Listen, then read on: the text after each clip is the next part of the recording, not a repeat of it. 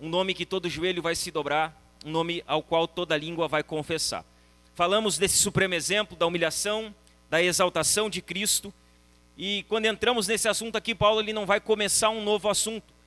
Na verdade, o que Paulo fala a respeito da salvação aqui está diretamente conectado ao que ele falou a respeito de Cristo e da sua obra. É como se Paulo estivesse aqui aplicando aquilo que ele falou anteriormente. Então Paulo vai falar sobre essa salvação, não começando um novo assunto, mas fazendo uma aplicação do assunto anterior.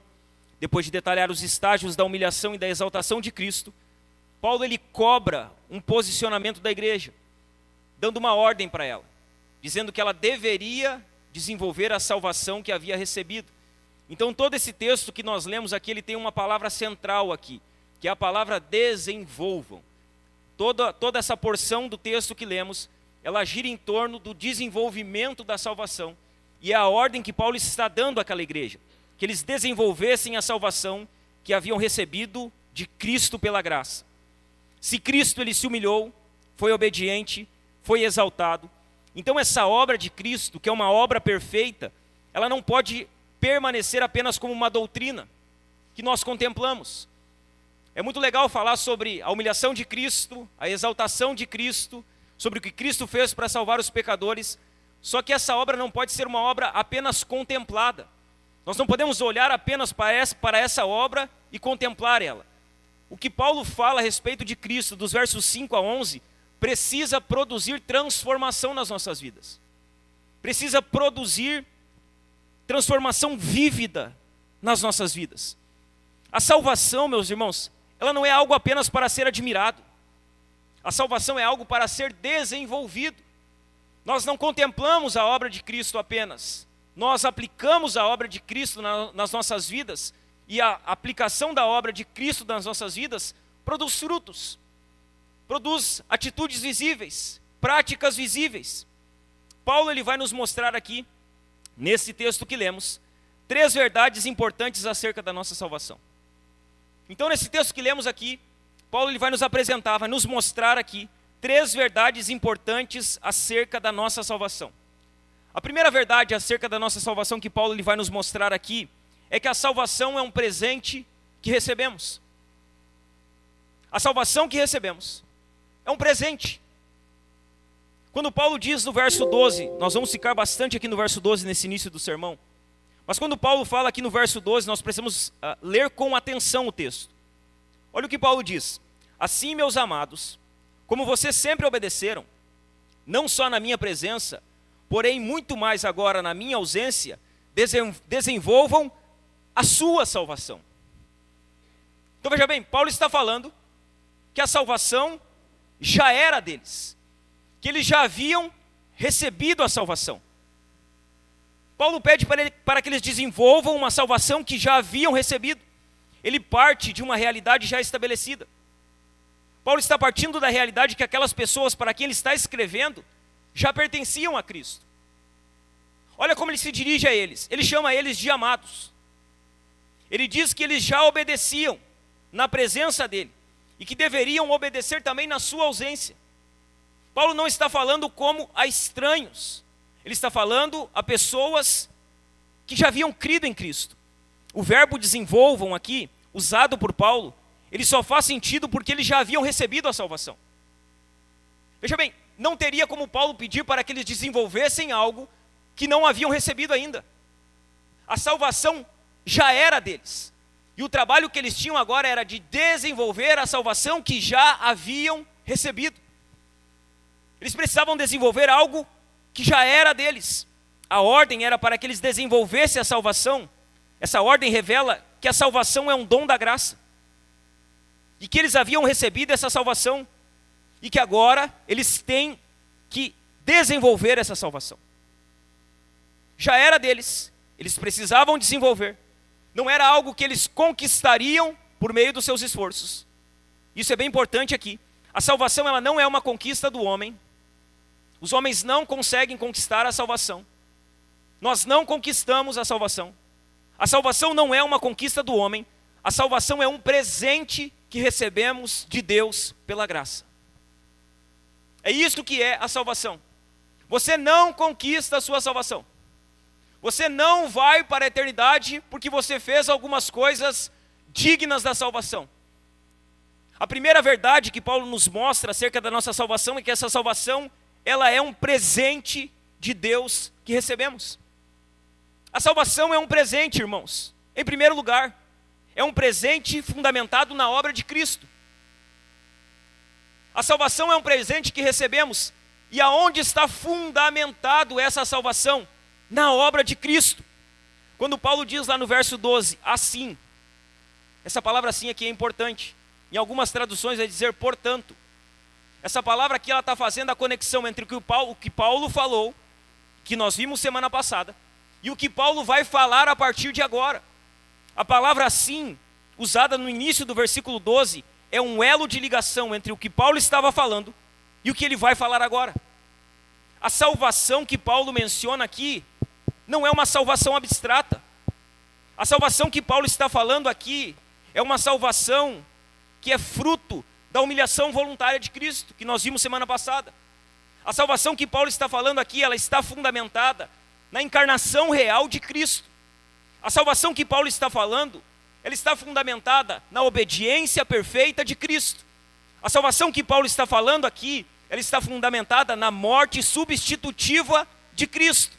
A salvação que Paulo está falando aqui, ela está fundamentada na exaltação soberana de Cristo. A salvação é um presente, e esse presente está fundamentado na obra de Cristo. A salvação, meus irmãos, que precisa ser desenvolvida e que é um presente, está fundamentada na cruz, na obra de Cristo, nos méritos de Cristo. Sem a obra de Cristo que se humilhou e que foi exaltado, não haveria salvação. Ninguém seria salvo sem a obra de Cristo. Essa salvação é um presente que está fundamentado na obra de Cristo. Essa salvação é nossa, não por direito, porque nenhum de nós tem direito à salvação. Essa salvação é nossa e não por conquista, porque nenhum de nós tem a capacidade de conquistar a salvação. Essa salvação é nossa por dádiva imerecida, por graça. Essa salvação é nossa porque Deus nos deu ela de presente. Olhe para mim aqui, a salvação não é um prêmio pelas nossas boas obras, não é. Você não vai para a eternidade porque você faz boas obras, não, é porque aquela pessoa era uma pessoa boa, ela vai para o céu, não vai apenas por conta das suas boas obras. As nossas boas obras, Isaías diz que são como trapo de imundície. Paulo diz que ninguém será justificado diante de Deus pelas obras. A nossa salvação não é conquistada pelas nossas boas obras, ela não é um prêmio. Veja bem, a salvação ela é um presente, não uma recompensa. Ela é um presente que nós recebemos, não uma recompensa que Deus nos dá em troca dos nossos méritos e das nossas boas obras. A salvação é um presente que está fundamentado na graça e na obra de Cristo na cruz. Ela é um troféu da graça. É isso que é a salvação, um troféu da graça. Paulo fala em Efésios capítulo 2, nos versos 8 e 9, porque pela graça vocês são salvos, pela graça, mediante a fé, e isso não vem de vocês, é dom de Deus, é dádiva de Deus, é presente de Deus, não de obras, para que ninguém se glorie. A salvação é um presente que está fundamentado na obra de Cristo. Em segundo lugar, a salvação é um presente, não uma conquista. Não é uma conquista. As igrejas estão cheias de pessoas tentando conquistar o céu. Não vão, porque a salvação não é conquistada. A salvação é recebida pela graça. Timothy Keller, ele fala a respeito da salvação dizendo que na religião você faz as coisas para ser aceito. Na religião as pessoas estão fazendo as coisas para serem aceitas. Na religião as pessoas estão fazendo as coisas para serem salvas. Na religião você faz as coisas para ser aceito. Mas ele continua dizendo que no evangelho você faz as coisas porque já foi aceito. E é totalmente diferente. fazer algo para receber a salvação e fazer algo porque somos salvos é muito diferente.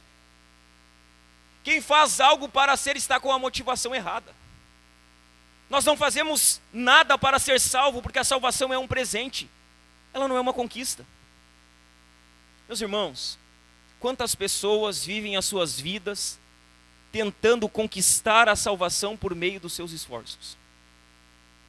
Quantas pessoas que estão tentando provar para Deus que elas merecem ir para o céu, que estão tentando conquistar a salvação por meio dos seus esforços. Quando Paulo usa a palavra desenvolvam, ele não está pedindo que eles produzam a salvação por seus próprios esforços. Paulo não está dizendo produzam a salvação. Ele está dizendo desenvolvam a salvação. Ele não está pedindo para que eles produzam a salvação e muito menos afirmando que ela nos pertence por direito de conquista. Porque nós não podemos conquistar a salvação. Ela é um presente de Deus, mediante a fé e o arrependimento, e não é algo que nós conquistamos. Sabe por que a salvação é nossa? Porque Cristo comprou ela por um alto preço e nos entregou ela gratuitamente. Veja bem, nós não vencemos o pecado. Foi Cristo que venceu o pecado na cruz. Nós, meus irmãos, não satisfizemos a justiça de Deus. Foi Cristo quem satisfez a justiça de Deus. Nós não pagamos o alto preço. Foi Cristo quem pagou o alto preço. Irmãos, se a salvação fosse conquista nossa, e se nós pudéssemos conquistar a salvação dependeria do nosso desempenho. Se nós conquistamos, nós precisamos manter ela. E para que nós venhamos a manter a salvação que nós conquistamos, nós vamos precisar ter um ótimo desempenho. Se a salvação fosse conquista nossa, ela dependeria do nosso desempenho. Se a salvação fosse conquista nossa, ela iria variar conforme o nosso nível espiritual. Então, quando nós estivéssemos bem espiritualmente, nós estaríamos salvos. Mas quando nós estivéssemos mal espiritualmente, então nós perderíamos a nossa salvação. Se a salvação fosse conquista nossa, ela poderia ser perdida sempre que falhássemos. Está cheio de gente dentro da igreja que acha que está salvo quando acorda e condenado ao meio-dia, porque eles sustentam a sua salvação nas suas próprias obras. Eles acordam de manhã e eu sou salvo. Aí eles pecaram, então eles perdem a salvação. E aí eles se arrependem, então eles conquistam a salvação de novo. E aí eles pecam e perdem a salvação. E num dia de 24 horas, eles estão ora salvos, ora condenados. E sabe por que eles estão ora salvos e ora condenados? Porque eles não estão fundamentados na obra de Cristo. Eles estão fundamentados nas suas próprias obras, nos seus méritos. Uma salvação que eles acham que conquistaram, mas nós não conquistamos ela. E graças a Deus, irmãos, que a salvação não é uma conquista. Graças a Deus que a salvação é um presente que recebemos por pura graça e não uma conquista nossa. Sabe qual a certeza que você poderia ter? Se você tivesse a capacidade de conquistar a sua salvação, você perderia ela o mais rápido que você imagina. Seria rápido.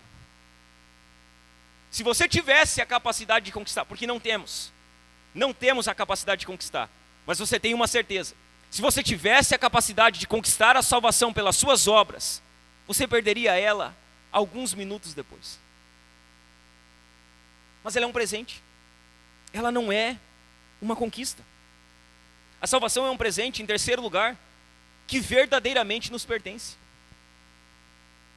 A salvação é um presente que verdadeiramente nos pertence.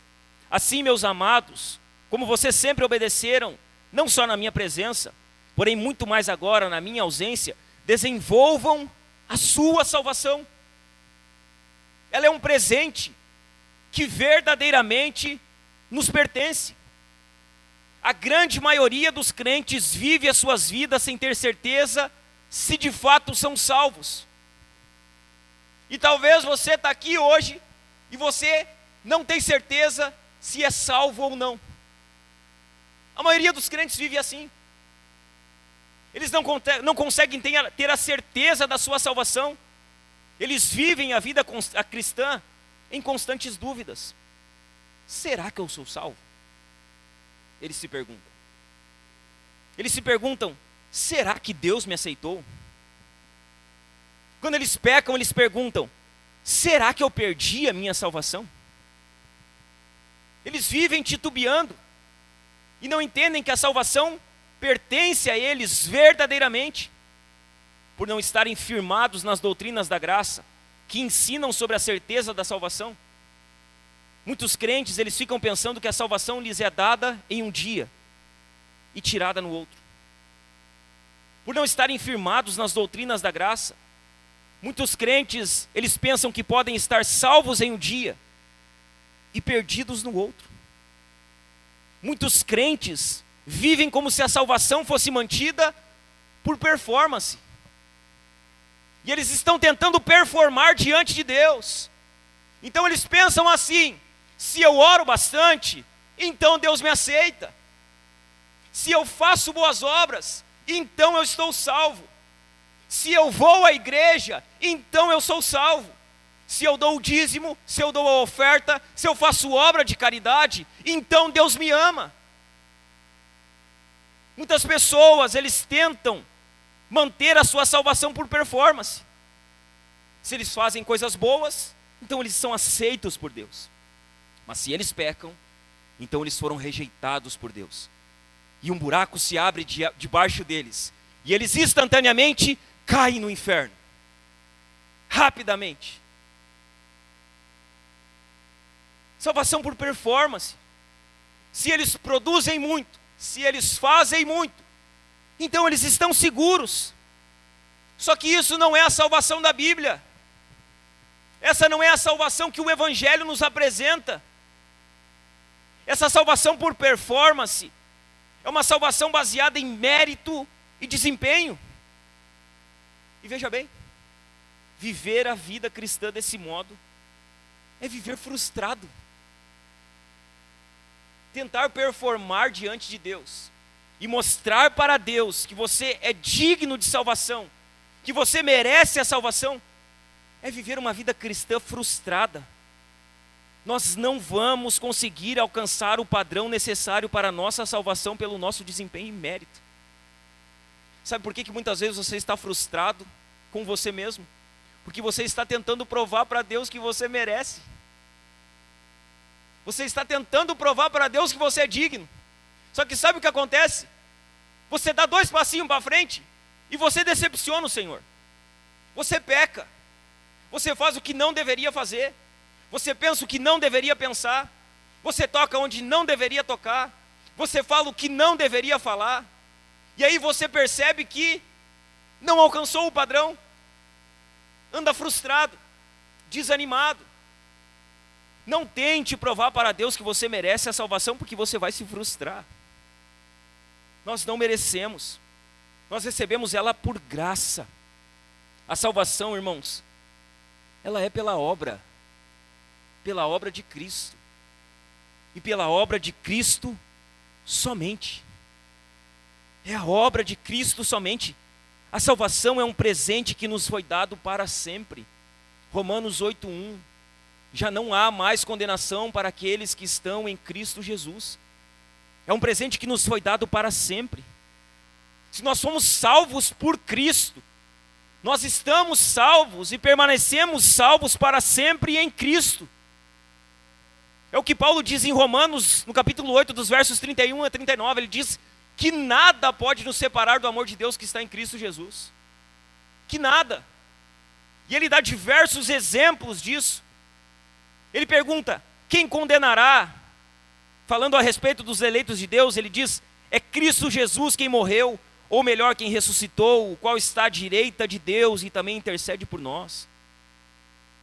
Se fomos salvos por Cristo, nós permanecemos salvos em Cristo.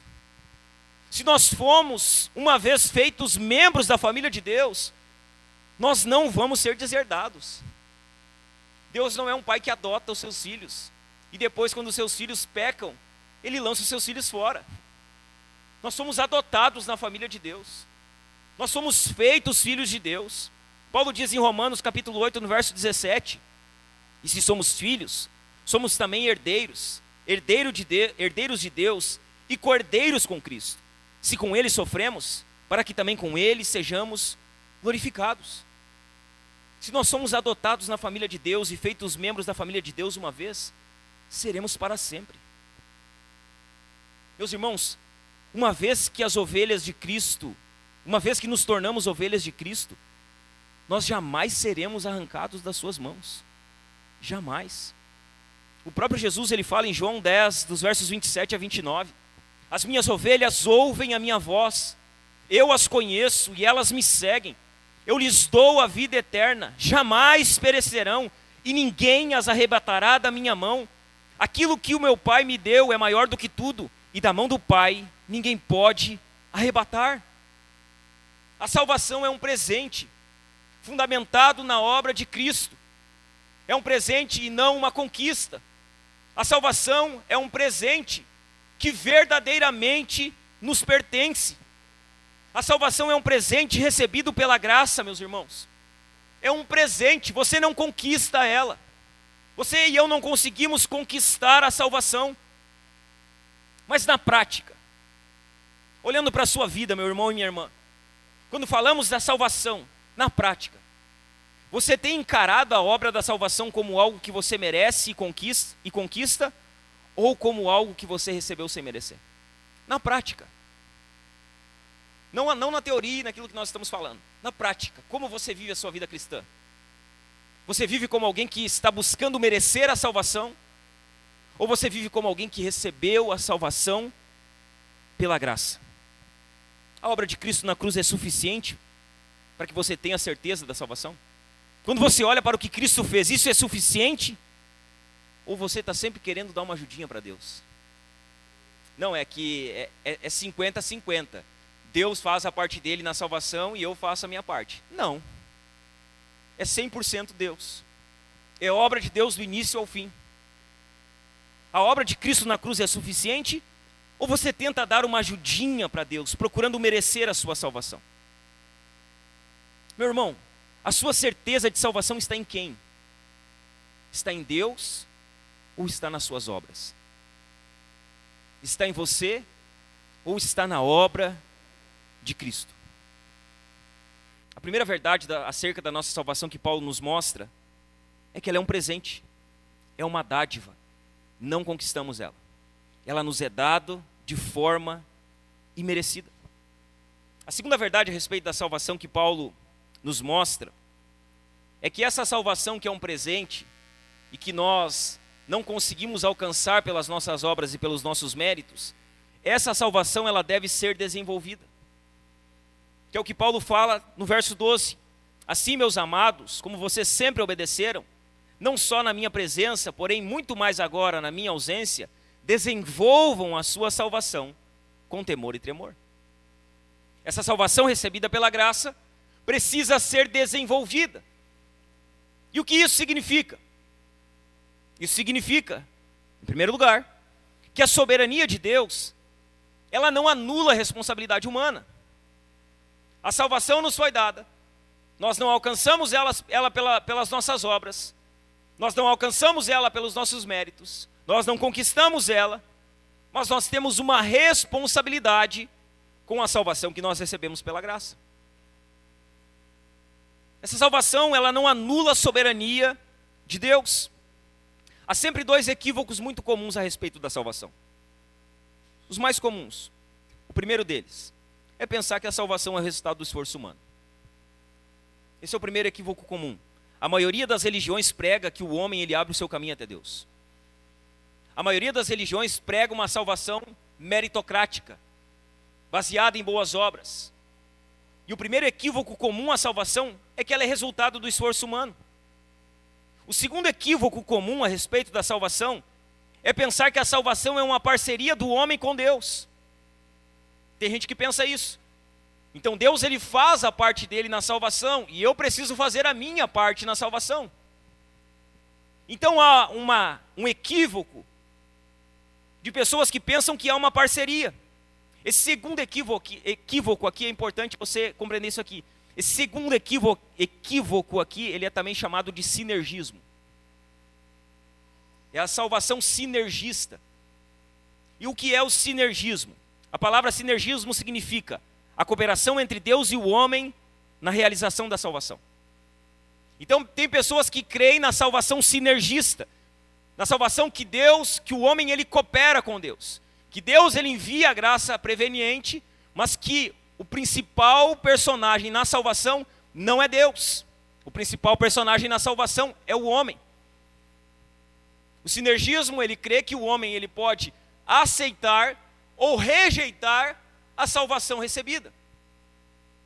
A salvação sinergista ela crê nessa cooperação entre o homem e Deus. O sinergismo prega que a salvação é o resultado da obra de Deus em cooperação com a ajuda humana. Só que perceba aqui o que Paulo diz. Ele não diz trabalhem para a sua salvação. Ele diz desenvolvam a sua salvação. Ele não está mandando trabalhar para que a salvação se realize. Ele está mandando desenvolver a salvação já recebida. Eles não poderiam desenvolver a salvação a não ser que Deus já tivesse trabalhado neles. Sabe qual é a verdade bíblica, irmãos? É que a salvação ela é monergista. E o que é uma salvação monergista? A salvação monergista significa que a obra da salvação é realizada exclusivamente por Deus, sem a cooperação humana na sua origem. Então o sinergismo crê na cooperação humana. O monergismo, ele não crê na cooperação humana. É mono, é Deus. É Deus que salva, é Deus que inicia a salvação, é Deus que consuma a salvação. A salvação no monergismo é uma obra exclusiva de Deus. No monergismo, Deus é o único agente eficaz na regeneração. Deus é o único agente eficaz no novo nascimento. Deus é o único agente eficaz na fé salvadora, resultada da graça operante. No monergismo, a justificação é um ato unilateral de Deus. No monergismo, o homem não contribui casualmente nem para a regeneração, nem para a justificação e nem para a adoção. A salvação é uma obra exclusiva de Deus que recebemos graciosamente dele. É Deus que salva. É uma obra que pertence só a Deus. Porém, ainda que recebamos ela pela graça, ainda que ela seja obra exclusiva de Deus, isso não significa que nós não temos nada para fazer a partir do momento em que fomos salvos. E é isso que Paulo está falando aqui. Vocês receberam a salvação. Agora vocês precisam desenvolver essa salvação. Paulo está falando aqui daquilo que nós chamamos de santificação. Desenvolver a salvação é buscar a santidade. É buscar uma vida de santificação. É desenvolver uma vida de santidade. A salvação nos foi dada pela graça. Ela é uma obra exclusiva de Deus, mas nós precisamos desenvolvê-la. Ela precisa ser desenvolvida por nós. A palavra desenvolver aqui traz a ideia de um esforço contínuo, vigoroso e extremo. A palavra desenvolver, ela traz a ideia de trabalhar até a consumação. Ou seja, trabalhar até que a obra esteja finalizada. Como uma pessoa que trabalha em um problema de matemática até chegar ao seu resultado final. Esse é o sentido da palavra aqui. Sabe uma pessoa que ela pega um problema matemático e ela trabalha de maneira persistente, insistente, até que ela resolva aquela equação? Quando Paulo fala sobre desenvolver a salvação, ele está falando sobre isso. Sobre nós trabalharmos com afinco, até que esse problema, até que a nossa salvação, ela esteja consumada. Se trata de desenvolver, embora, irmãos, salvos de uma vez para sempre, quando cremos em Cristo, a nossa salvação ela também é um processo. E às vezes nós esquecemos disso. Tem pessoas que elas creem em Cristo e elas estagnam.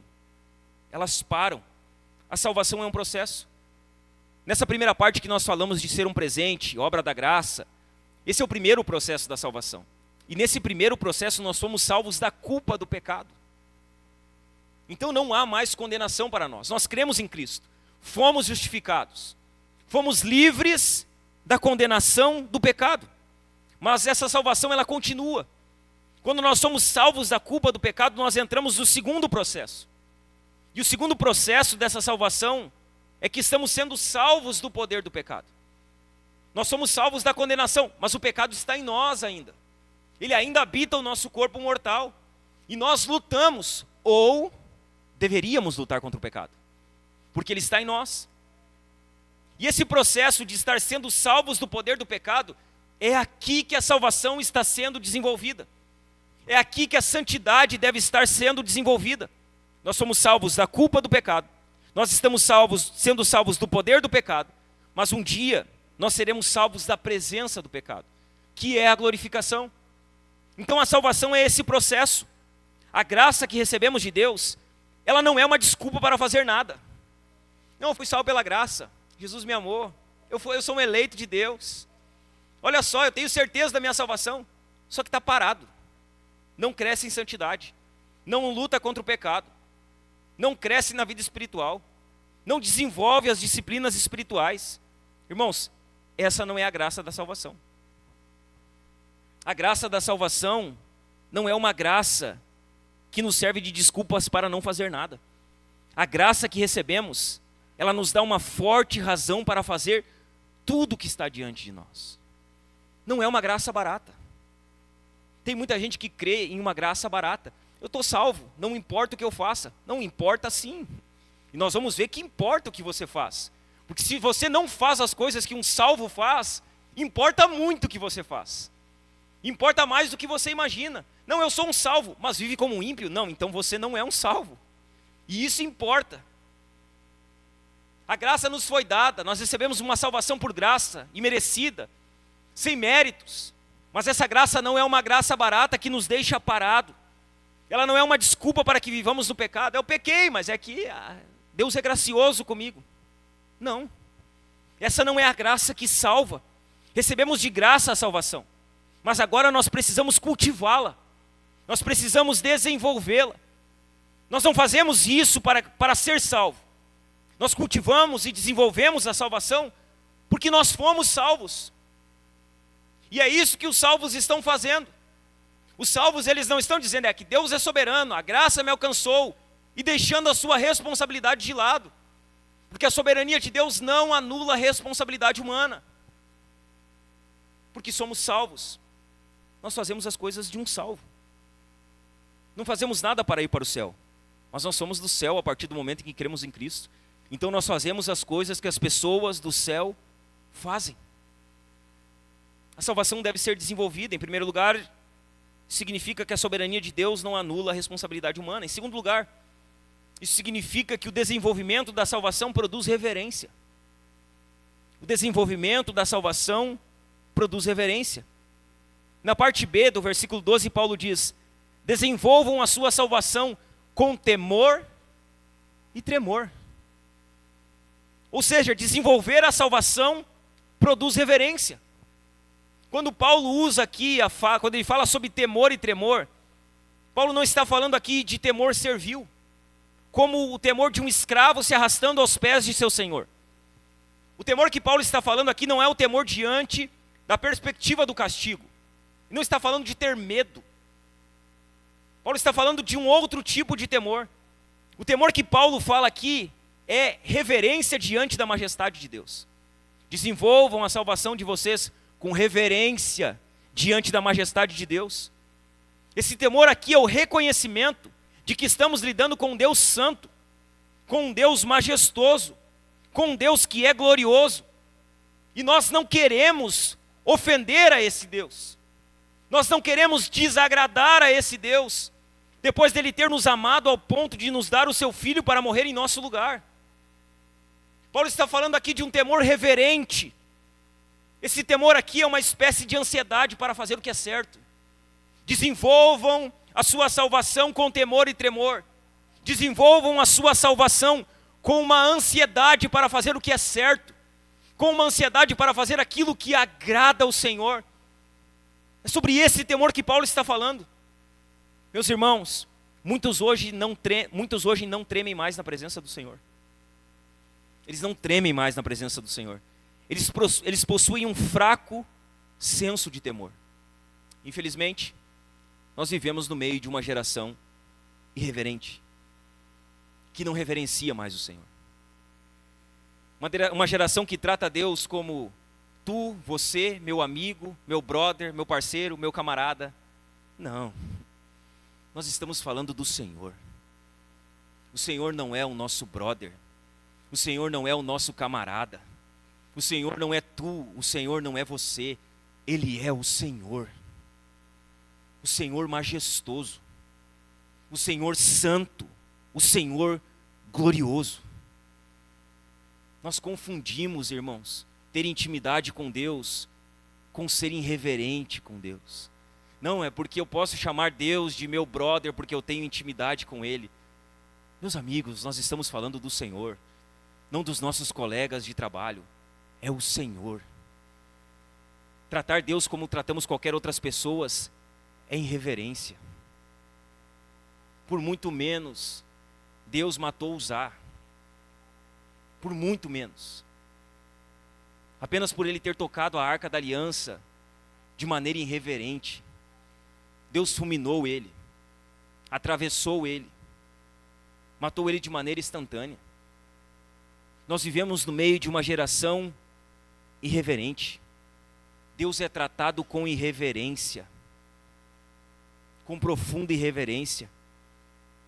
Nós vivemos no meio de uma geração irreverente, onde o pecado é tratado com leveza.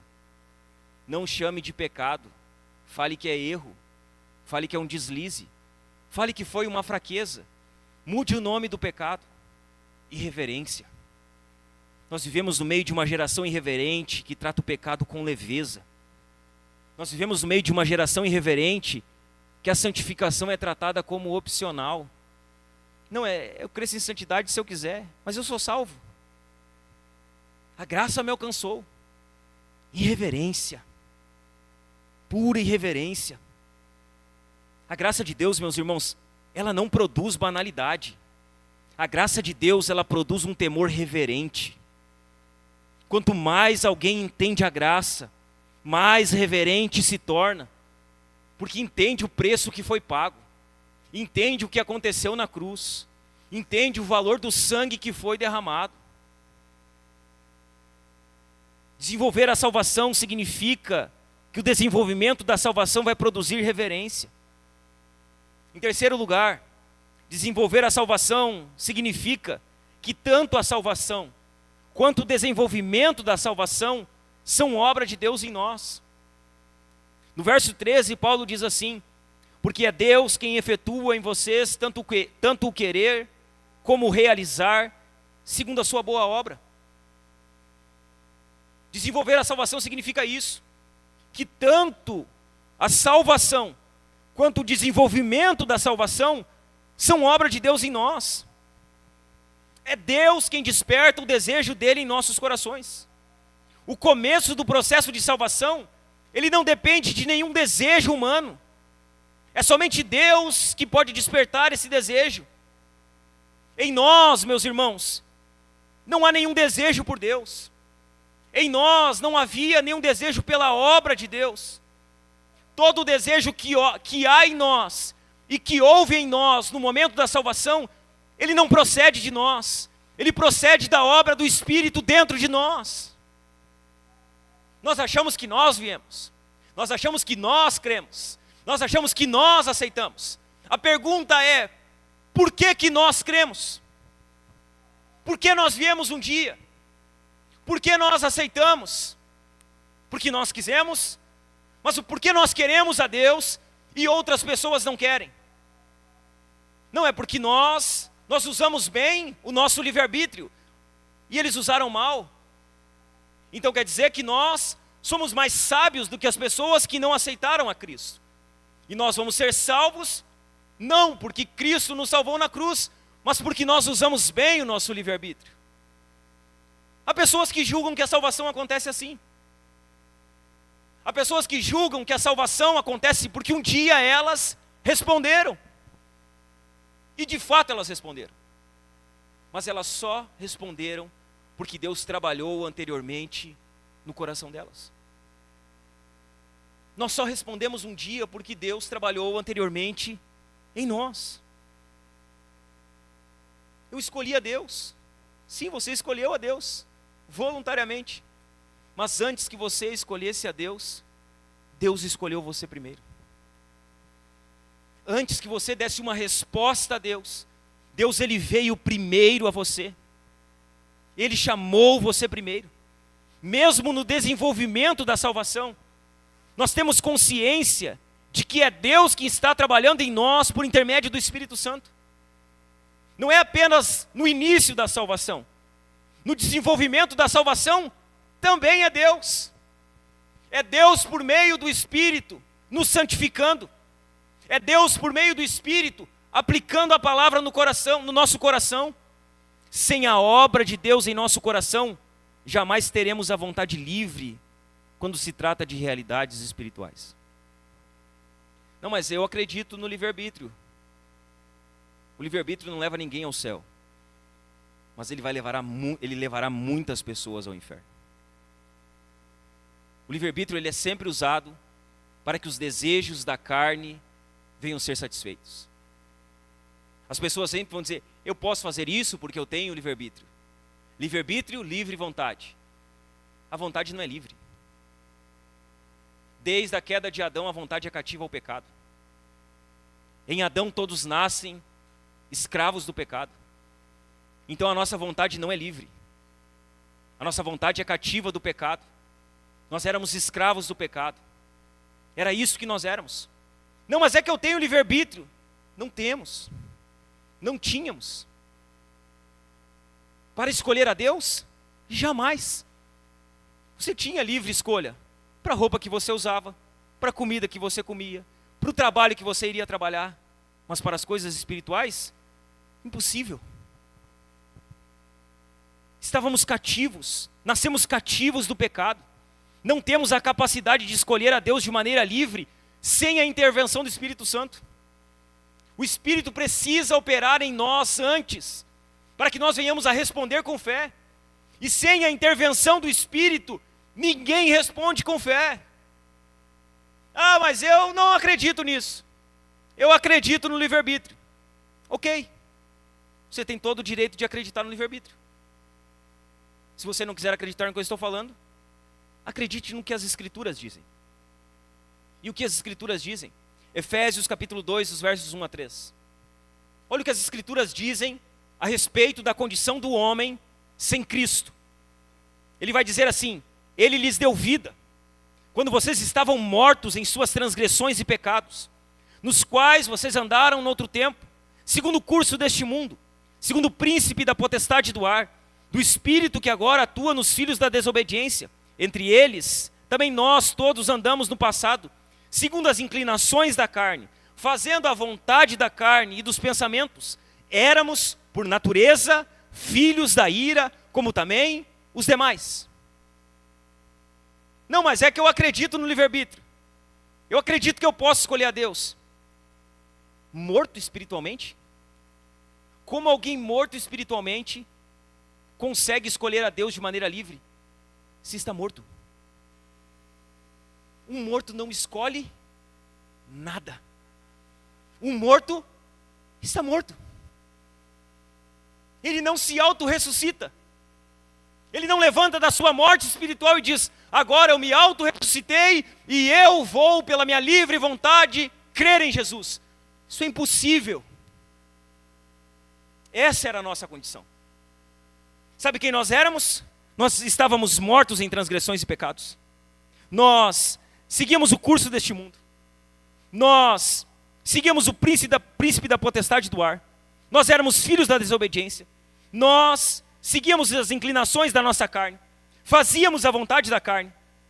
Nós éramos por natureza filho da ira. Deus me dá o que eu mereço.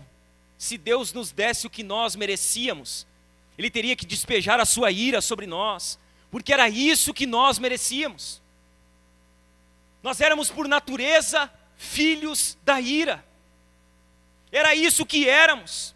Desde a queda de Adão, todos nós nascemos com total incapacidade de escolher a Deus. Total.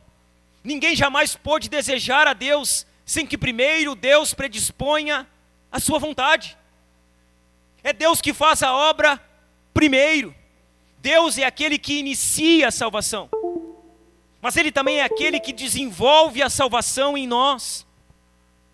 É Ele que opera o querer e o realizar. É Ele, como Paulo diz, porque Deus é quem efetua em vocês tanto o querer como o realizar. É Ele que começa a obra. É Ele que realiza a sua obra. É Ele que consuma a sua obra. Ou seja, sem a ajuda de Deus, não se pode fazer nenhum avanço na vida de santificação. Nenhum. Sem a ajuda de Deus, nenhum pecado pode ser vencido. Nenhum. Eu acho muito engraçado quando a gente encontra pessoas e elas dizem assim: não, quando eu parar com esse pecado eu vou ir para a igreja. Quando eu abandonar esse pecado, então eu vou ir para Jesus. Só que somente Jesus pode fazer ela abandonar o pecado. E ela está tentando abandonar o pecado por força própria, por conta própria. Sem Deus, ninguém vence o pecado. Não, mas olha bem, pastor, eu era viciado. E eu faz 20 anos que eu não consumo isso. Olha só, eu parei por conta própria de pecar. Você só trocou o pecado. Só mudou o vício. O pecado continua ali. Porque é impossível abandonar o pecado sem Deus. É impossível. Ninguém vence o pecado sem Cristo. Nenhum de nós avança em santificação sem o Senhor. É Ele quem opera em nós tanto querer quanto realizar. A palavra realizar usada por Paulo aqui, ela é sempre usada com respeito à ação de Deus. E essa palavra realizar, ela sempre fala da ação de Deus como uma ação eficaz. Como uma ação que surte efeito. Todo o processo de salvação é uma ação de Deus. É Ele que opera em nós tanto querer quanto realizar. Todo esse processo de salvação, ele é uma ação de Deus. E essa ação é uma ação eficaz, porque é a ação de Deus. E porque é a ação de Deus, essa ação não pode ser frustrada. Essa ação não pode ser interrompida. Essa ação não pode deixar de ser plenamente finalizada. Aquele que começou a boa obra em vocês, Ele há de completar até o dia de Cristo Jesus. Ele opera tanto querer quanto realizar. Se Ele começou algo, nós temos uma certeza: Ele vai concluir o que começou. A obra de Deus de salvação na vida do seu povo eleito é uma obra que será concluída. Ela não será paralisada no meio, ela não será interrompida. Nada pode nos separar do amor de Deus que está em Cristo Jesus. Nada. Nada. Nem o diabo, nem os demônios, nem o pecado, nada. Nada. Aquele que começou a boa obra, Ele é fiel para completá-la. Aquele que opera em nós, efetua em nós tanto querer como realizar, Ele vai concluir a sua obra. Se Deus não estivesse agindo em nós, nós jamais poderíamos desenvolver a salvação. Porque nós jamais teríamos sido salvos. Sabe quem desenvolve a salvação? Quem é salvo. E quem é salvo é porque foi alvo da graça. Sabe com quem Paulo está falando? Com pessoas salvas. São essas pessoas que desenvolvem a salvação. Porque Deus efetuou nelas tanto querer quanto realizar. Paulo está deixando claro que a verdadeira vida cristã, ela não pode permanecer no mesmo lugar. Olhe para mim. A verdadeira vida cristã não pode permanecer no mesmo lugar. A verdadeira vida cristã, ela precisa ser desenvolvida. A verdadeira vida cristã, ela deve estar em progresso contínuo. Sabe aonde você vê um verdadeiro cristão? Aonde ele está progredindo na sua vida espiritual. Ele não está estagnado. Ele não está paralisado. A verdadeira vida cristã não pode permanecer no mesmo lugar. Não é normal as pessoas se converterem, não gostarem de ler a Bíblia, não gostarem de orar, não gostarem de vir à igreja, não gostarem da comunhão, não gostarem do serviço. Isso não é normal. Isso é antinatural para quem foi regenerado. Os crentes estão progredindo. Alguns em uma velocidade maior, outros em uma velocidade menor, mas em alguma medida, os verdadeiros cristãos estão progredindo. Em alguma medida, eles estão dando passos adiante. Dizer ser salvo e permanecer nos mesmos pecados, sem crescer espiritualmente, sem ter interesse pelas coisas espirituais, é um péssimo sinal de não haver genuína salvação. É um péssimo sinal. Não, eu sou salvo, mas peca sempre no mesmo pecado. Não, mas eu sou salvo, mas não cresce espiritualmente. Está 15 anos na igreja e não leu a Bíblia toda. Está 15 anos na igreja, tem preguiça de orar, não gosta de orar, não gosta de buscar o Senhor. Veja bem, isso é um péssimo sinal. Isso é um péssimo sinal. Isso evidencia uma não salvação. Isso não evidencia a verdadeira graça que transforma, que nos conduz a Deus. Permanecer nos mesmos pecados, não ter interesse pelas coisas espirituais, não crescer espiritualmente, é um péssimo sinal de não haver genuína salvação. J. Packer, ele fala a respeito disso, falando sobre santidade, ele diz: a santidade não é uma experiência que se recebe passivamente. É um progresso que se persegue ativamente. Quem foi salvo está perseguindo a santidade. Quem foi salvo está fazendo o que Hebreus diz, buscando a santificação, sem a qual ninguém verá o Senhor. Ele está perseguindo a vida de santidade. Ele está buscando a vida de santidade. Ele continua dizendo: se você não está avançando, está retrocedendo. Isso aqui é muito importante. Se você não está avançando em santificação, você está retrocedendo. Se você não está crescendo em santidade, você está crescendo em pecado. Se você não está crescendo em amor a Deus, você está crescendo em amor ao mundo. Se você não está rejeitando as obras da carne, você está satisfazendo as obras da carne. Não avançar em santidade significa estar retrocedendo. Ele continua dizendo: o cristão que não tem o desejo de crescer em semelhança com Cristo está, no mínimo, em um estado perigoso de sonolência espiritual. No mínimo. A vida cristã não é uma vida que vivemos paralisados. Se você deseja obedecer, é porque Deus já está operando em você. Se você deseja, se você sente um incômodo com o pecado, é porque Deus já está operando em você. Se você luta para crescer espiritualmente, é porque Deus já está operando em você. Sabe como você sabe que Deus já operou em você para a salvação? Você não peca e fica tranquilo com o pecado. Ainda que peque, o pecado incomoda você. Ele inquieta você. A pior coisa que pode acontecer para um homem cristão e para uma mulher cristã é pecar, limpar os beiços e seguir a vida. É um péssimo sinal. Pecar e fazer de conta que nada aconteceu. Um crente, ele peca, mas o pecado inquieta ele, incomoda ele, tira ele do seu lugar de conforto. Se você se sente incomodado com o pecado, isso significa que Deus está operando na sua vida.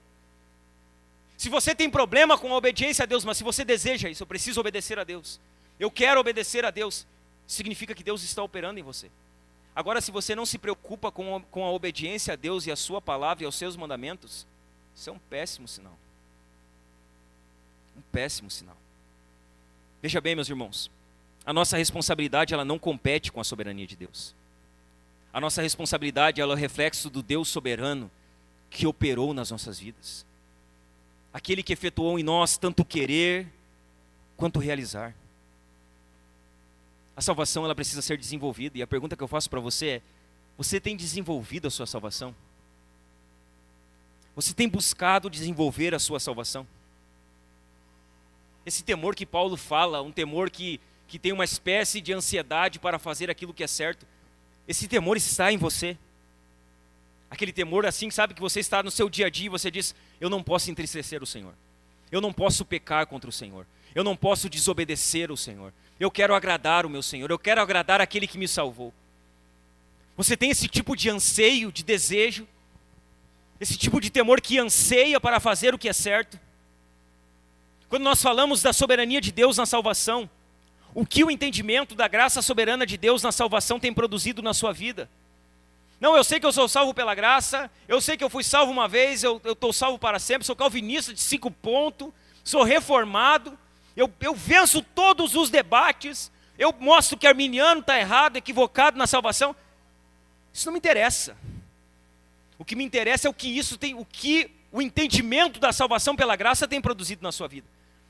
O meu interesse com as doutrinas da graça não é se nós vencemos os debates. O meu interesse com as doutrinas da graça é se isso tem produzido algo na sua vida. O que o entendimento da salvação pela soberania e pela graça de Deus tem produzido na sua vida? Você tem se acomodado? Não, sou salvo pela graça, eu creio nos 5 pontos, né? Está ali pecando, acomodado, não desenvolvendo a salvação, não orando, não lendo, não jejuando, não servindo. O que o entendimento dessa graça soberana tem produzido na sua vida? Santidade ou comodismo? Você percebe progresso espiritual na sua vida? Olhe para a sua vida agora aqui. Pare por um instante. Analise a sua vida rapidamente. Você está progredindo espiritualmente? Tem progresso na sua vida espiritual hoje? Você consegue enxergar progresso na sua vida espiritual? Quando você olha para você, você consegue dizer assim, não, estou progredindo.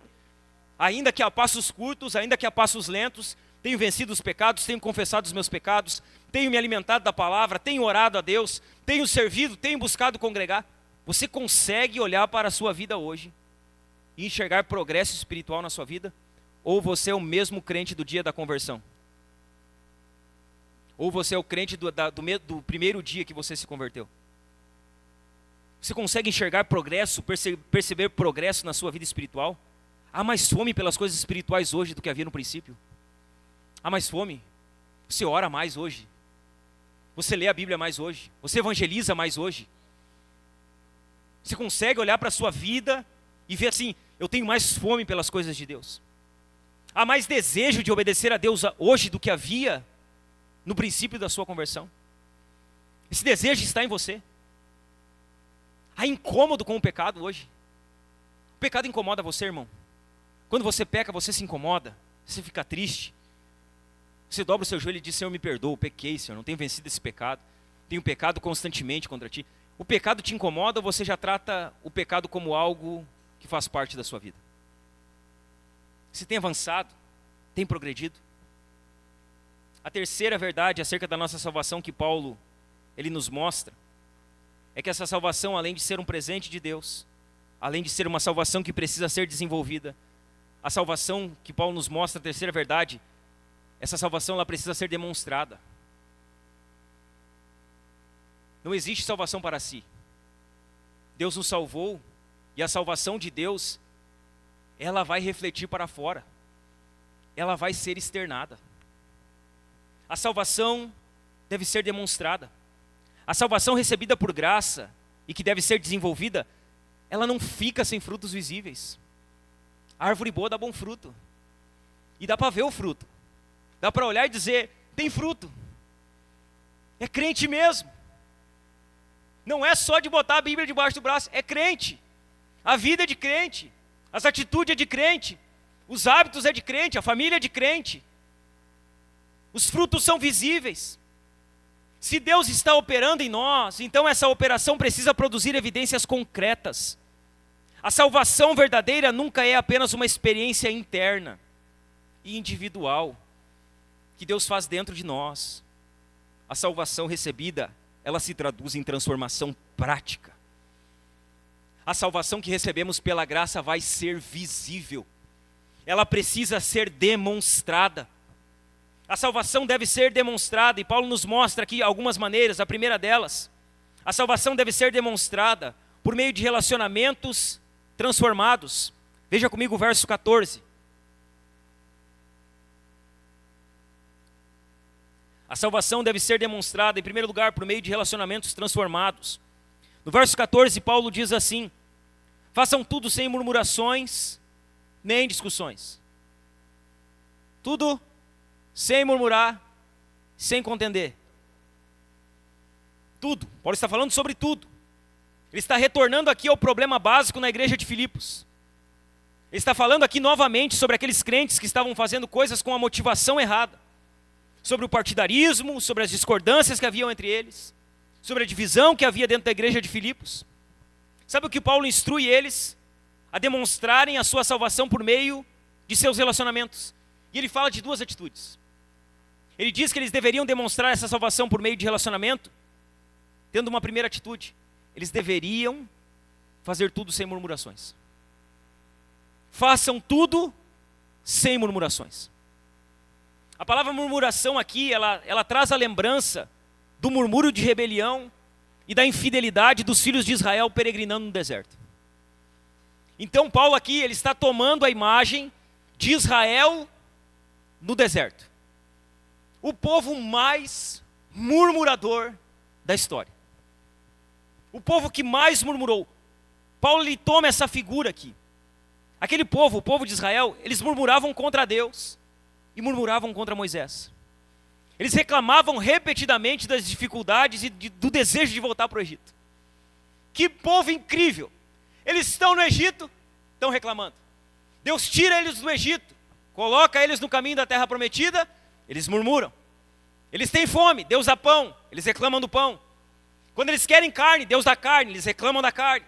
Quando eles estão com sede, Deus dá água, eles reclamam da água. Eles estão à beira da terra prometida, eles vão entrar na terra prometida. O que eles estão fazendo? Reclamando, murmurando. Eles murmuram o tempo inteiro. Aquele povo murmurava por tudo. Murmurar, irmão, não é apenas reclamar. Sabe o que é murmuração? A murmuração é revelar descontentamento. Quem vive murmurando está descontente com a vida que tem. Quem vive murmurando não está contente com aquilo que Deus tem lhe dado. Não está satisfeito com a providência divina.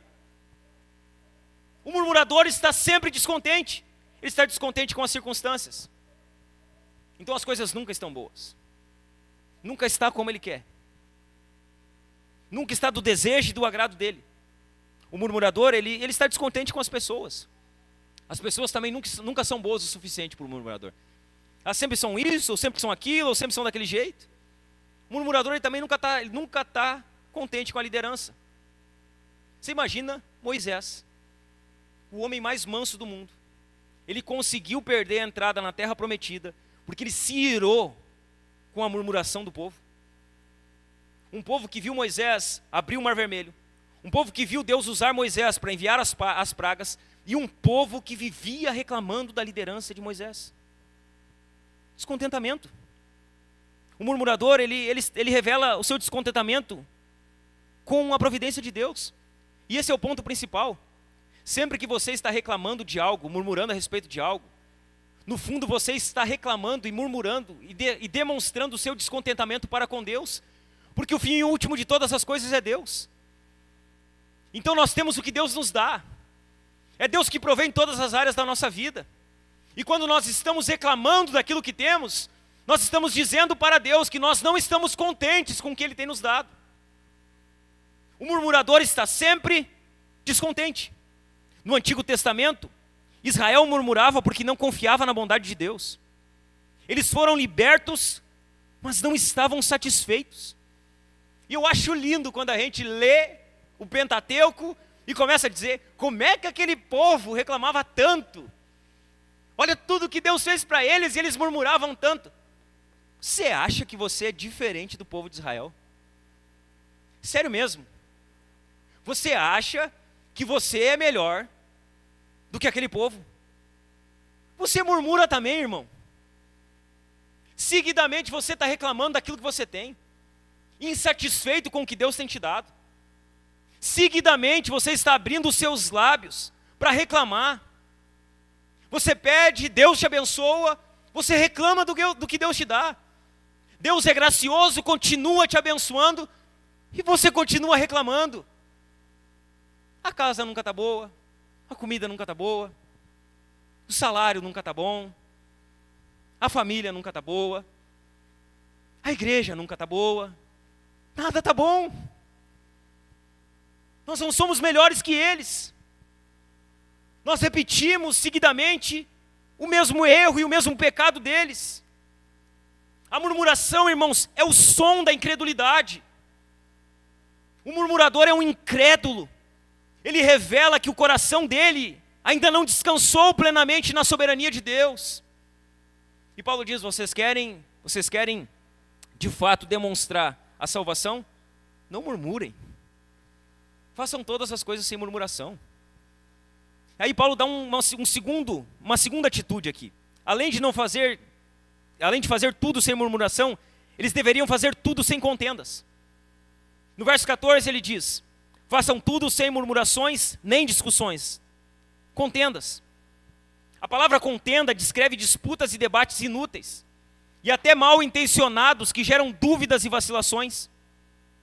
O que Paulo está indicando aqui é que os filipenses estavam com problemas entre eles, e eles estavam indo para os juízes humanos para resolver os seus litígios. Aquilo que Paulo condena em 1 Coríntios, dizendo que aqueles que vão julgar os anjos, era a eles que os crentes deveriam trazer as suas causas.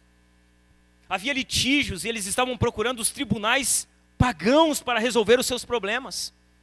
As contendas que Paulo está falando aqui e que devem ser evitadas, elas revelam apenas uma coisa: orgulho.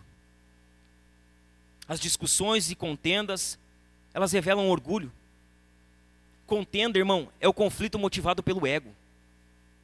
Aqueles que estão sempre discutindo e procurando a contenda, sabe o que eles querem? Que o seu ego seja satisfeito, que a sua vontade seja satisfeita, que aquilo que eles procuram e que eles desejam, seja o que seja, feito, observado e abraçado. O desenvolvimento da salvação, ele deve produzir em nós as características de nosso Salvador. Não contenda, mas humildade. O Senhor que nos salvou é humilde. E o desenvolvimento da salvação deve produzir em nós humildade. Cristo se humilhou. Onde há brigas constantes, a salvação ainda não está sendo demonstrada com maturidade. As murmurações que Paulo fala aqui, as contendas, elas são reprováveis no meio do povo de Deus. São atitudes reprováveis. São atitudes opostas à atitude de Cristo. As murmurações e as contendas, elas são um grande obstáculo ao avanço do evangelho entre os descrentes. É um péssimo testemunho quando nós, como crentes, estamos murmurando e os descrentes estão vendo nós murmurar. É um péssimo testemunho quando os ímpios, os descrentes olham para nós e eles veem que no nosso meio há discussão, que no nosso meio há contenda, que no nosso meio há briga de egos. Há pessoas querendo que os seus egos venham ser satisfeitos. É um péssimo testemunho. É um avanço, é um obstáculo para o avanço do evangelho. Se tudo que as pessoas conhecem sobre a igreja é que os seus membros vivem constantemente murmurando e contendendo, então as pessoas terão uma impressão errada de Cristo e uma impressão errada do que é a igreja. A salvação deve ser demonstrada, em primeiro lugar, por meio das atitudes, dos relacionamentos transformados. Em segundo lugar, a salvação deve ser demonstrada por meio de uma conduta irrepreensível. No verso 15, Paulo diz assim: para que sejam irrepreensíveis e puros, filhos de Deus inculpáveis. A salvação deve ser demonstrada por meio de uma conduta irrepreensível. E Paulo detalha essa conduta irrepreensível aqui abordando 3 pontos. Os crentes, eles devem se tornar irrepreensíveis. Veja bem, esse é o nosso padrão. A nossa régua é uma régua alta. A nossa régua é uma régua de ser irrepreensível. Nós não podemos baixar a régua. A palavra irrepreensível aqui expressa o que o cristão é no mundo. A sua vida de pureza deve ser tal que ninguém encontra algo nele que se constitui em uma falta. Ser irrepreensível aqui fala de uma vida de pureza do cristão, que deve ser vista por todos. Ele deve refletir o caráter de seu Pai, o caráter de Deus, ao ponto de que ninguém possa lhe apontar o dedo com acusações. Paulo ele nos aponta essa vida irrepreensível falando que os crentes também devem ser sinceros. A palavra sincero aqui expressa a ideia de sem mescla, sem mistura. A palavra aqui, sincero, fala de não adulterado. E era a palavra usada para identificar o leite e o vinho que não tinham acréscimo de água. Ou seja, eles não eram batizados, não eram mesclados, eles não eram adulterados. Nós devemos ser sinceros. Devemos viver no mundo como Daniel viveu na Babilônia, cheia de deuses pagãos, no meio de uma cultura pagã, sem se misturar, sem se contaminar. Ser sincero. Não meio a meio. Não meio crente, meio mundano. Não meio crendo na Bíblia, meio não crendo. Não, é ser sincero. É plenamente crente. Paulo fala sobre essa conduta irrepreensível, dizendo que os crentes devem ser filhos de Deus inculpáveis no meio de uma geração pervertida. E a palavra inculpável descreve o que o crente é diante da presença de Deus. É ser inculpável, é não ser achado culpa. A pureza do cristão deve ser tal que suporte o juízo de Deus. Porque o juízo de Deus virá. E o juízo de Deus começará pela sua casa. É pela casa de Deus que começa o seu juízo. É pelo seu povo. É pelos seus eleitos. A pureza de vida de um cristão deve ser tal que suporte o juízo de Deus. A vida do cristão deve ser tal que possa ser oferecida a Deus como um sacrifício sem mácula. Como um sacrifício sem defeito. A vida cristã é vivida no meio de uma geração pervertida e corrupta, irmãos. É aqui que nós vivemos, em um mundo pervertido, em um mundo corrupto. E nesse contexto de um mundo pervertido e corrupto, nós somos sal. Nesse contexto de um mundo pervertido e corrupto, nós somos como a luz. Veja bem, nós não nos adaptamos a esse mundo. Nós não nos conformamos a esse mundo. Nós não vivemos conforme o ambiente que nós estamos. Nós somos crentes. Aonde quer que estejamos. Na igreja, em casa, no trabalho, na escola, na academia, no futebol, na rua, dormindo, acordado, nós somos crentes. Aonde estamos? Se você é mais crente na igreja do que você é quando está sozinho, há um problema sério com o seu cristianismo. Sério. Você não pode ser mais crente aqui do que você é quando está na rua. Nós somos crentes integralmente, sem mistura, sem nos acomodar, sem nos amoldar, sem nos parecer com o mundo. Ser sal no saleiro, irmão, barbada. Ser luz aonde tem um monte de luz ligada, é fácil. Eu quero ver em um mundo pervertido e corrupto, onde as pessoas não coadunam com aquilo que nós cremos. É lá que nós temos que ser crente. É lá que a luz brilha. É lá que o sal salga. É lá que o cristão de fato, ele demonstra que é crente. No meio de uma geração pervertida e corrupta. Nós demonstramos a nossa salvação, em terceiro lugar, por meio de um testemunho notável. Ainda no verso 15, Paulo diz assim: para que sejam irrepreensíveis e puros, filho de Deus inculpáveis, no meio de uma geração pervertida e corrupta, na qual vocês brilham como luzeiros no mundo. O que o crente faz no mundo? Ele não se conforma com o mundo. Ele brilha no mundo. Ele é luz do mundo. Ele ilumina o mundo. É isso que o crente faz. Ele está no meio de uma geração pervertida e corrupta. E Paulo diz, lá no meio dessa geração pervertida e corrupta, vocês são como luzeiros. Vocês são como aqueles que iluminam. Os crentes são chamados a brilhar como os astros celestes neste mundo de trevas. Olha o que Jesus diz em Mateus, capítulo 5, nos versos 14 e 16. Ele diz, vocês são a luz do mundo. Não se pode esconder uma cidade situada no alto de um monte. Nem se acende uma lamparina para colocá-la debaixo de um cesto, mas num lugar adequado, onde ilumina bem todos os que estão na casa. Assim, brilhe a vossa luz, brilhe também a luz de vocês diante dos outros, para que vejam as boas obras que vocês fazem e glorifiquem o Pai de vocês que está nos céus. A luz deve brilhar. O crente é um luzeiro no mundo. E olha que interessante, a palavra luzeiro aqui, essa palavra traduzida aqui, e é usada no Antigo Testamento, na Septuaginta, no Antigo Testamento grego. Essa palavra ela é usada para descrever o dia que Deus criou o sol, a lua e os astros celestes. É a mesma palavra. É a mesma palavra usada no Antigo Testamento para se referir ao sol, à lua e às estrelas que Deus criou e espalhou nos céus no quarto dia da criação. Por que Deus criou o sol, a lua e os luzeiros? Para iluminar um mundo que estava em trevas.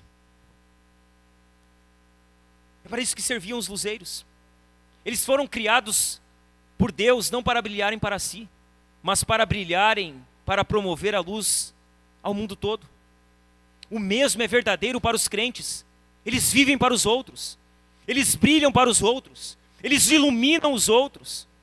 Paulo não diz assim, você é crente, vem para a igreja, se isola e não se mistura mais com o mundo. Ele não fala isso. Ele diz, vocês são luzeiros no mundo.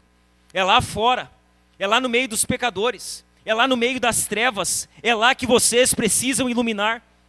Esse mundo está em trevas e os crentes são aqueles que lançam luz sobre as trevas desse mundo. Eles jogam luz sobre as trevas desse mundo. Paulo ainda nos mostra uma quarta maneira de demonstrar a salvação, por meio de uma fidelidade inegociável. No verso 16, Paulo diz assim: preservando a palavra da vida. Assim, no dia de Cristo, poderei me gloriar de que não corri em vão, nem me esforcei inutilmente. Ele diz: olha, vocês precisam preservar a palavra da vida. A palavra de Deus, ela é singular, meus irmãos. A palavra de Deus, ela é singular. A Bíblia, ela não se assemelha aos demais livros. Ela é o livro dos livros. É o maior livro que existe no mundo. A Bíblia é o livro de Deus, que conta a história de Deus, a história da redenção de Deus. Ela é o livro dos livros. A palavra de Deus é viva e eficaz. A palavra de Deus dá vida. A palavra de Deus, quando proclamada, ela nos ensina e nos leva à verdadeira vida que se encontra em Cristo. Paulo, ele diz: olha, preservem a palavra da vida. E a palavra preservar aqui não é agarrar. A palavra preservar que Paulo está usando aqui era a palavra que era usada para um mordomo que servia o vinho para um hóspede. Quando ele diz preservem a palavra, ele está falando sobre dar a palavra aos outros, sobre levar a palavra aos outros. Os filipenses deveriam oferecer o evangelho ao mundo em trevas, pois somente o evangelho oferece vida abundante e eterna. Eles precisavam oferecer o evangelho. A palavra da vida, irmãos, ela não é para ser retida, ela é para ser compartilhada. O projeto de Deus é que a igreja leve ao mundo a palavra da vida, é que a igreja pregue o evangelho. Paulo diz que se essas coisas acontecessem, se a igreja desenvolvesse a salvação, se o evangelho fosse pregado, ele deixa claro que ele enfrentaria o dia do Senhor com confiança, desde que os crentes de Filipos permanecessem firmes e vivendo de modo que trouxesse crédito ao evangelho que ele havia pregado a eles. O evangelho, irmãos, a salvação, ela é um presente que recebemos. A salvação precisa ser desenvolvida. A salvação, ela precisa ser demonstrada, deve ser demonstrada. Há frutos visíveis na sua salvação? Há frutos visíveis aí? Se a sua vida de salvação é uma vida que está sendo demonstrada?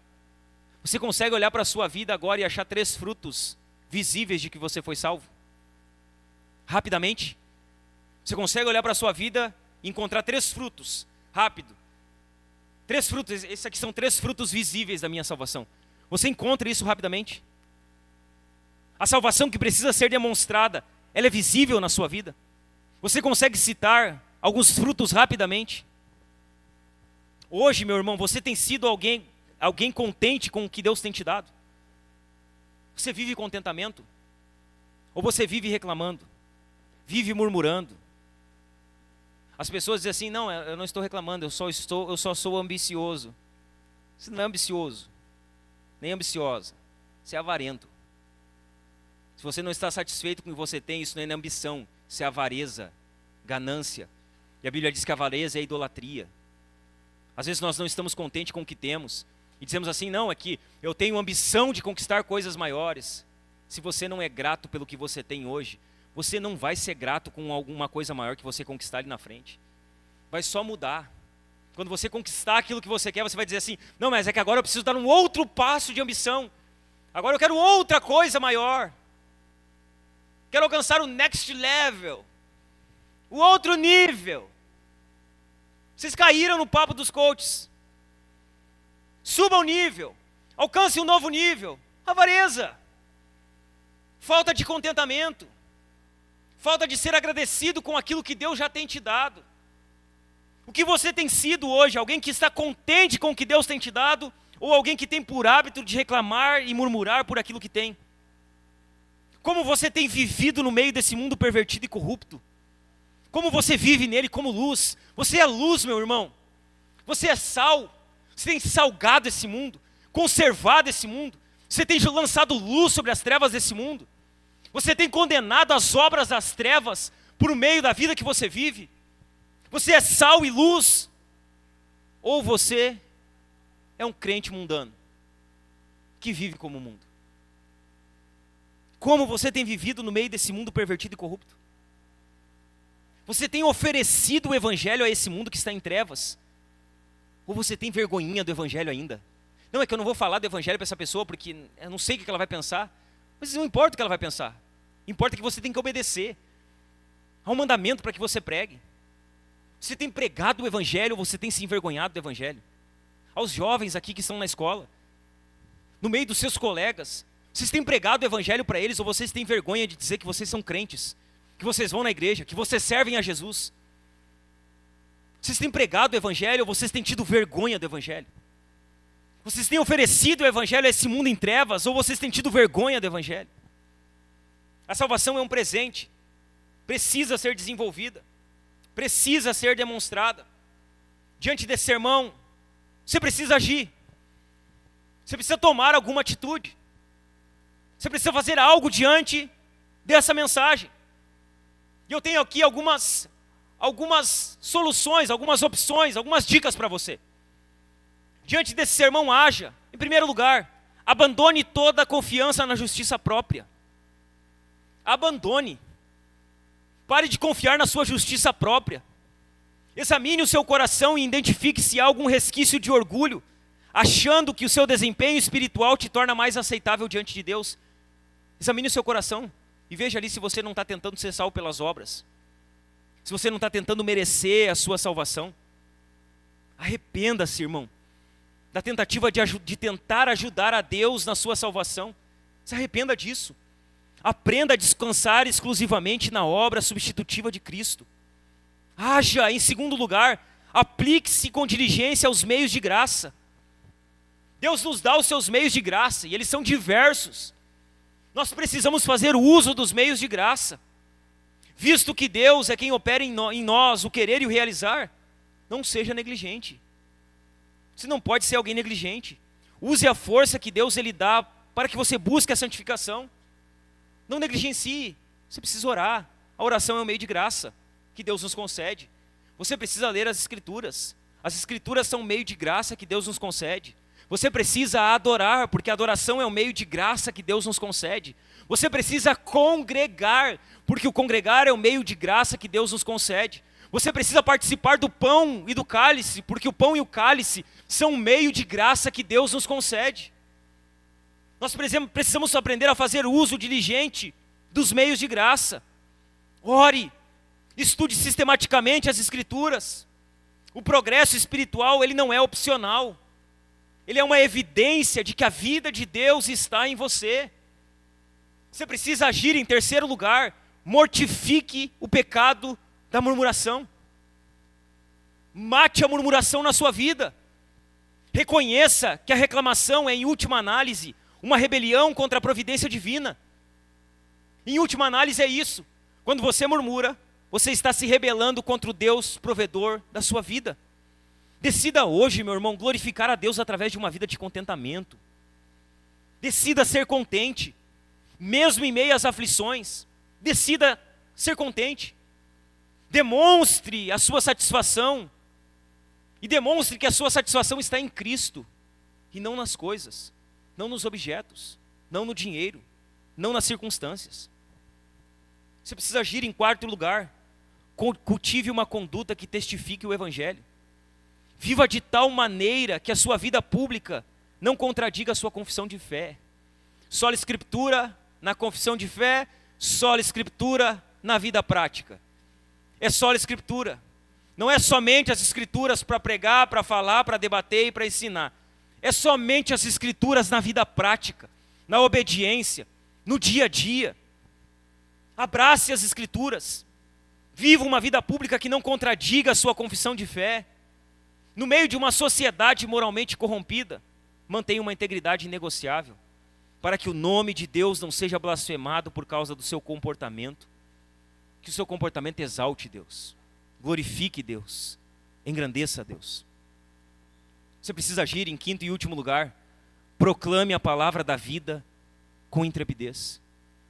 Veja bem, meu irmão, não retenha a mensagem que te salvou. Não retenha o Evangelho. Não se envergonhe do Evangelho. Busque oportunidades para expor a verdade bíblica àqueles que perecem nas trevas.